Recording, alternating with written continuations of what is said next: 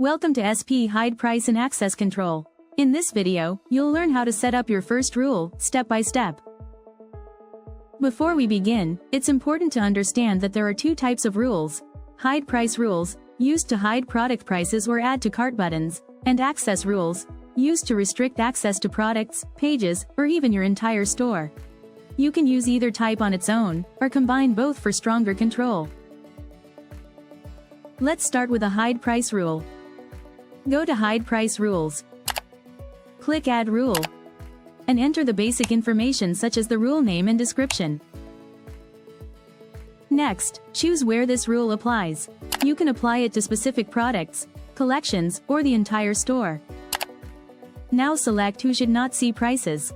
You can hide prices for guest visitors who are not logged in, specific customer segments, visitors without a verified email, or visitors from selected countries. After that, decide what customers see instead. You can show a custom message, redirect visitors to the login page, enable a request a quote option, let customers contact you via WhatsApp, or call for pricing. Use the preview to see exactly how this will appear on your store before enabling the rule. Once saved, the rule will apply to your store immediately. Now let's see how this appears on your storefront. The price and add to cart button are hidden. Instead, customers see the message or action you selected, such as call for price. Now let's create an access rule. Go to Access Rules.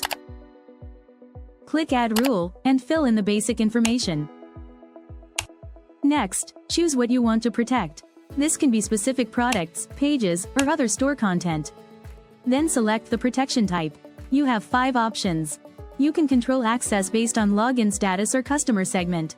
You can block visitors by country or IP and redirect them to another page.